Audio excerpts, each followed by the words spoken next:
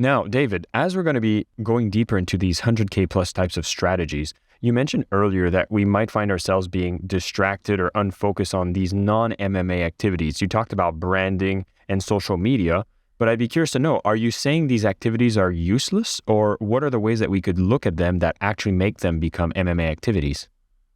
So great question. And yes, of course, they can be converted into MMA activities. So earlier I said, hey, I'm just going to post on LinkedIn and look at me, I'm doing sales activity. Posting on LinkedIn is not MMA and it's not sales activity.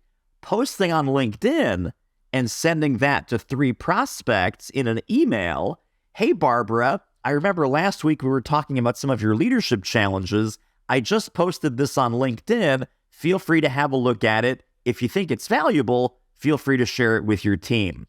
So you're nurturing, you're moving a sale forward, whether that's first contact, second contact, third contact, maybe it's about to close, but looking at your entire pipeline, and I know that concept is new for some people, but looking at your entire pipeline, who can I move one step closer to a check, not by following up, not by pestering them, not by basically calling up and saying, hey, just circling back, hey, just wanted to check in, because that's value-free follow-up.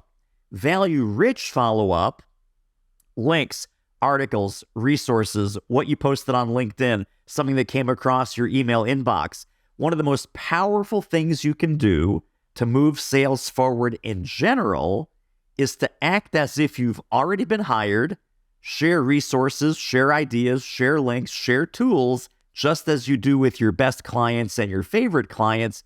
Do that with prospects. And if the moment you start treating prospects like clients, you will get a whole lot more clients.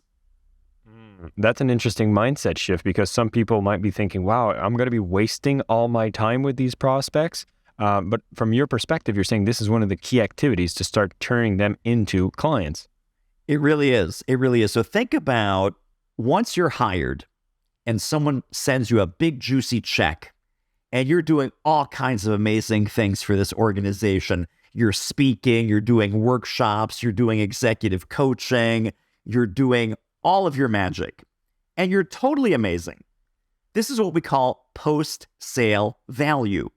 All of us are being paid to deliver post-sale value. What's missing so many times is pre-sale value. How are you adding value? How are you being relevant? How are you helping them before any money changes hands? Because often if you don't do enough in the pre-sale value, you will not get the chance to deliver your post-sale value because they're not going to buy. So I think the needle has moved on how we treat prospects versus how we treat clients. And clients get, the only thing clients get that prospects should not get is guided implementation, right? I will help you implement. I will help you make this real. I will help you get traction. I will keep you accountable. We will keep you moving forward. Information is a commodity. Information wants to be free. I would even argue these days information is free. The internet does not need more information from you or from me or from anybody, right? There's billions and billions and billions of gigabytes of information.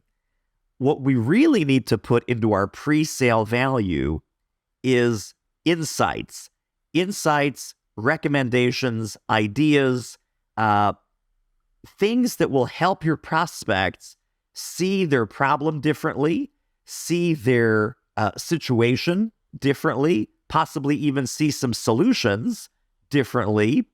And this is all about reframing the thought process. There's a fantastic book, Jason, I'm sure you know it. It's called The Challenger Sale. The Challenger Sale is about being a more provocative seller, and we're thought-provoking. We're saying, well, you thought about the problem this way, but the real problem is over here that way. Or you're looking at the surface level problem, but what we found is that the underlying problems are typically area 1, area 2, area 3. Now, you do this very diplomatically. You don't do it like I just did it, like a lecture. You do it through a series of strategic questions and peeling the onion and really being a great diagnostician. Once you do that, economic buyers will say, wow, this person is really smart. This person really has some insights that I hadn't thought of before. Maybe this is the person that has the most insightful, most effective, most powerful solution to the problem that we think we have here at the company. So I'll leave this little concept with a tagline. Low-level people want their questions answered. High-level people want their answers questioned.